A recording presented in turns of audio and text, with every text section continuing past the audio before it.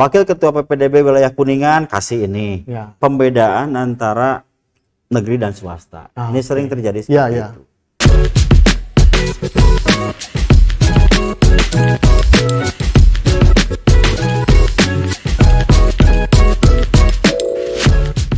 Assalamualaikum warahmatullahi wabarakatuh.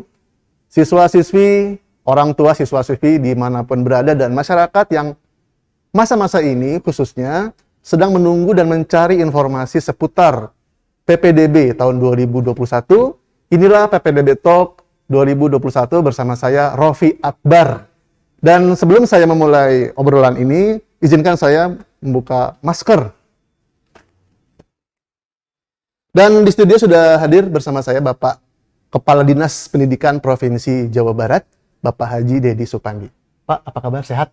Alhamdulillah. Selamat sore para orang tua, siswa, siswi dan calon peserta didik baru, dan para orang tua yang lagi was-was mungkin.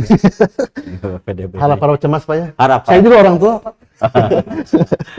Punya anak juga. Nah, ini mumpung ada Pak Dedi di sini sekarang, saya mau bertanya beberapa hal mengenai PPDB 2021 ini Pak. Ya. Nah, mungkin dari awal dulu mengenai regulasi. Saya dapat informasi ini bedanya dengan tahun lalu, dengan tahun ini terkait dengan regulasi, terkait Pergub, Juknis, kalau yang harus ke Kemendagri itu gimana tuh maksudnya Pak? Bisa dijelaskan? Ya, kita kan sebetulnya ingin membuat regulasi lebih baik. Ya. Dan tidak ada regulasi itu ingin menyakiti rakyat. Ya. Semuanya itu kita bercerita tentang keadilan, kesejahteraan, dan lain sebagainya. Nah, PPDB tahun ini telah kita bahas, telah kita rumuskan, juga telah kita uji publik. Ada perbedaannya, ada beberapa hal, termasuk juga salah satunya adalah dinaungi oleh peraturan gubernur.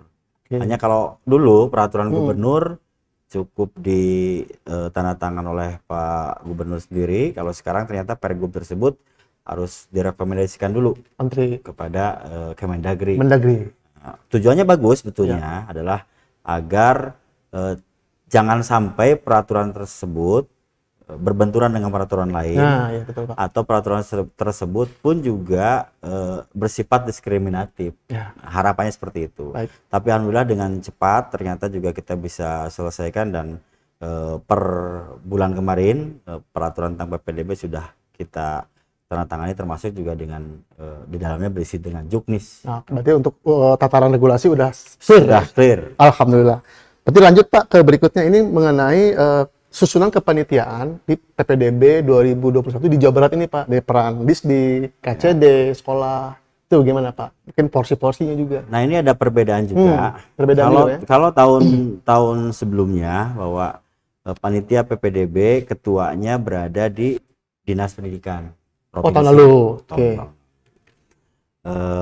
Tahun ini kita coba desentralisasikan, karena bagi saya ada 3 hal yang saya harus lakukan sebagai lead di distrik, yaitu yang pertama adalah desentralisasi, yang kedua kolaborasi, dan yang ketiga inovasi. Ya. Ini semua adalah menurut saya bagian untuk meringankan dan menambah rentang kendali antara yang dilayani dengan pelayan itu semakin dekat. Ya, gitu. Maka PPDB tahun ini adalah ketua PPDB-nya dijabat oleh kepala cabang dinas. Oh, oke. Ada berapa total? Ada total se-Jawa Barat ada 13. Kang Rofi. Masing-masing ketua itu Pak ya? Ya, ada 13 cabang dinas. Jadi masing-masing kepala cabang dinas itu sebagai ketua PPDB di wilayah tersebut. Nah, nanti di cabang dinas itu ada beberapa hal juga saya lihat. Karena di cabang dinas itu ada Kasubag TU, ada kasih pelayanan, ada kasih pengawasan. Jadi sama kepala cabang dinas pun juga ternyata kasih ini diberi tanggung jawab juga. Gitu kan. Jadi kalau misalnya cabang dinas wilayah 10, dia ternyata menaungi wilayah Kota Cirebon, Kabupaten Cirebon, Kuningan. Nah, ini ternyata kepala cabang dinas ini pun juga memberikan tanggung jawab yang wakil ketua PPDB wilayah Kuningan kasih ini, yang wakil ketua PPDB wilayah Cirebon kasih ini, yang satunya lagi Subag TU menangani wakil ketua PPDB di kota ini. Jadi banyak yang terlibat Pak ya? Banyak yang terlibat, sehingga saya senang seperti itu menjadi sebuah kolaboratif. Artinya peranan KCD juga cukup besar Pak ya dalam PPDB sangat sekarang ini. besar Sangat karena besar ya. pada saat kepala cabang dinas menjadi ketua PPDB di wilayahnya, maka di Disdik kita menjadi koordinator. Dan masyarakat bisa berkomunikasi langsung dengan boleh. sih. Nah, itu mungkin juga informasi. Cara komunikasinya karena masyarakat yang tadinya rentang kendali jauh ingin komunikasi harus ke dinas pendidikan provinsi, sekarang cukup ke bisa ke satuan pendidikan, bisa sekolah, ke cabang dinas, bisa juga mereka bertanya lewat online. Itu semua bisa kita lakukan. Baik, artinya sekarang bahwa di daerah semakin mudah sebenarnya masyarakat untuk mendapatkan informasi. Betul sekali Kang. Dan solusi apabila ada kendala-kendala masalah PPDB Pak ya. Betul. Di daerah gitu.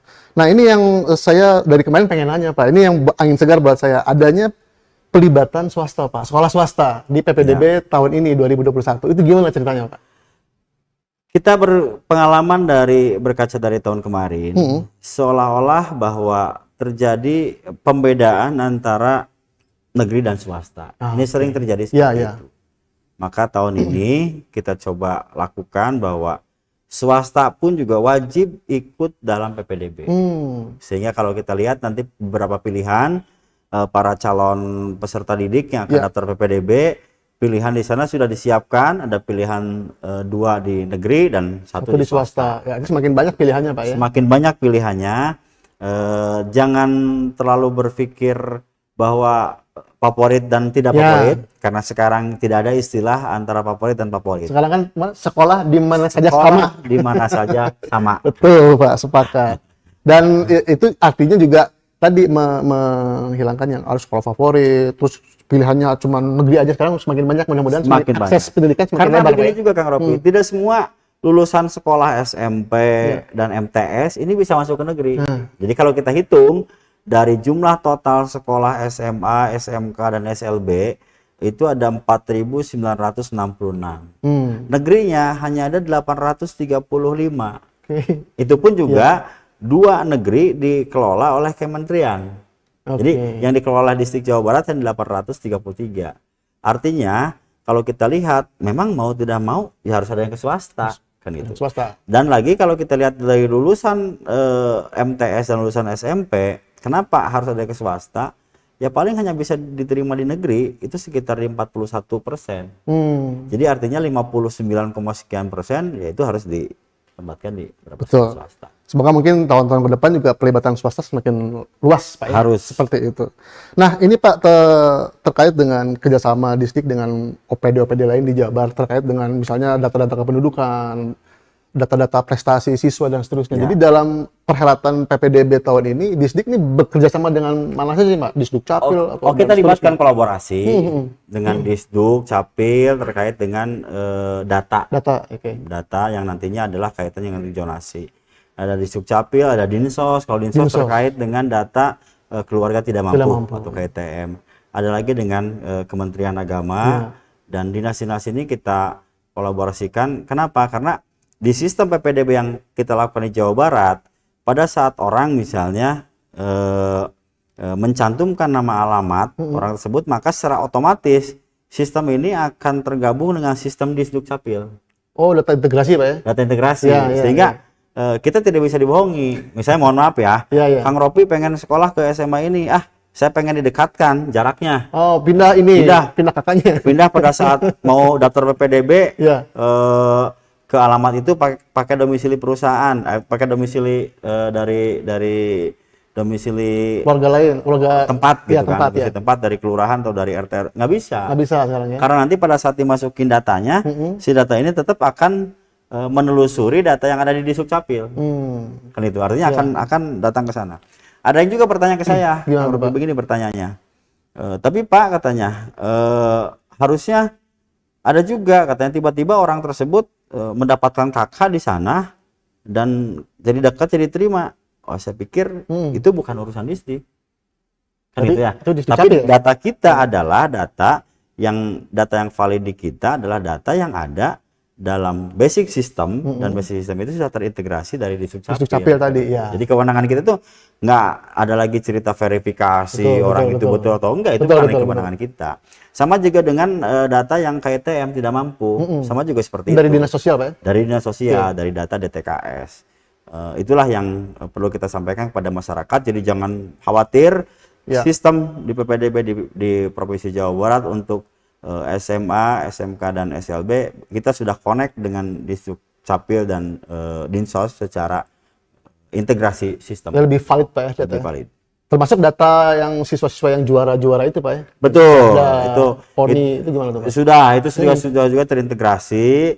Jadi mohon maaf ya, jangan tiba-tiba dia bikin, udah nggak lagi lah seperti itu kan. Kita juga sekarang peran KCD juga untuk mengedukasi itu kayaknya udah optimal Pak ya? Lebih optimal dan lebih rentang kendalinya lebih dekat. Nah itu yang paling penting. Jadi secara otomatis lebih. Jadi yang warga di Cirebon tadi ya selesai di situ. Ya.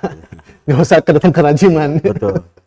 Ini sedikit aja Pak informasi mengenai daya tampung sekolah Pak. SLB, SMA dan SMK itu Pak. Di Jawa Barat ini gimana Pak kondisinya sekarang Pak? Ya itu tadi makanya kita sampaikan kepada orang tua juga kepada calon peserta didik bahwa kita akan buka PPDB ini dengan 2 tahapan. Oke. 2 tahapan. Tahapan pertama itu adalah kaitan dengan tahapan prestasi dan afirmasi. Ya. Itu berapa? 50%. 50%. Jadi kalau kita lihat 50% tahapan pertama ini terdiri dari ada jalur afirmasi. 20%, jalur prestasi. 25% dan perpindahan orang tua. Nah, yang afirmasi terbagi lagi ada keluarga tidak mampu, 15%, ada nakes, jadi tenaga dia kesehatan tenaga yang kesehatan. Satgas Covid Pak. Oke, ada inklusi, termasuk juga ada korban bencana. Kita khawatir nanti sudah terfasilitasi seperti itu. Dan yang prestasi terdiri dari akademik, non akademik, termasuk juga prestasi di bidang olahraga dan kepramukaan. Nah, yang perpindahan orang tua ada perpindahan orang tua dan anak guru kan itu. Ini yang 50% di tahap pertama. Nanti 50% tahap kedua itu adalah zonasi. Full semuanya zonasi. Nah, berapakah ketertampungan kuota yang dilakukan di PPDB ini? Maka ketertampungan kuota yang di PPDB ya kita terus merujuk kepada data Dapodik. Untuk tahun ini ada sekitar di 717.000 tampungnya negeri dan swasta. Jadi hanya SMA sekitar di 280, kalau SLB sekitar di 18.000 dan yang paling banyak adalah SMK sekitar di 428.000. Nah, mudah-mudahan informasi ini menjadi sebuah pemahaman kepada teman-teman para orang tua maupun peserta didik. Intinya jangan salah memilih indikator kategori. Nah, itu yang paling penting. Yang saya harapkan kan gitu ya. Jangan salah memilih indikator kategori. Ya. Seru nih Pak. Baik Pak, terakhir ini buat siswa-siswi, orang tua, siswa-siswi dan siapapun Anda yang saat ini sedang mencari-cari informasi tentang PPDB, ini kan semangatnya sekolah di mana saja sama Pak ya. Bisa sedikit Pak, semangat apa yang mau diusung dan sekaligus Pak pesan untuk masyarakat di Jawa Barat khususnya orang tua murid. Kalau dulu kan kita juga ada tagline. Tagline-nya adalah semua anak bisa sekolah. Maka tahun ini dengan keterlibatan swasta masuk di PPDB, kita pun juga ada tagline baru untuk tahun ini. PPDB-nya adalah sekolah di mana saja sama kan. Nah, ini tentunya kita harapkan bahwa untuk mengikis apa yang dikatakan bahwa ini sekolah favorit, tidak favorit. Terus toh kita pun juga dalam memberikan bantuan baik ke negeri maupun ke swasta, semua kita berikan keadilan. Tentunya pesan saya kepada para orang tua dan siswa, siswi calon peserta didik, 2 pesan saya. Yang pertama, silahkan tanggal 7 Juni Pak ya? Juni dimulai PPD tahap pertama, lakukan pendaftaran secara online dengan sudah mempertimbangkan jalur manakah yang memang dirasakan sesuai dengan kemampuan yang ada di peserta didik ataupun Bapak Ibu semuanya. Pesan saya yang kedua kepada para orang tua, mari kita sama-sama memastikan semua anak dapat melaksanakan hak belajarnya dengan aman dan sehat. Karena Kang Ropi, bulan Juli yang akan datang kita akan mencoba memberlakukan pembelajaran tatap muka. Masya Allah, luar biasa Pak. Baik, terima kasih Pak Dedi atas penjelasannya yang sangat komplit dan sangat bermanfaat sekali untuk siswa-siswi dan juga orang tua siswa-siswi di Jawa Barat khususnya Pak ya. Demikian PPDB Talk Kali ini bersama saya Rofi Akbar dan Bapak Kepala Dinas Pendidikan Provinsi Jawa Barat, Bapak Haji Dedi Supandi. Hatur nuhun Pak, sehat selalu, sukses Pak, lancar sehat semuanya. Dan saya Rofi Akbar, sampai jumpa.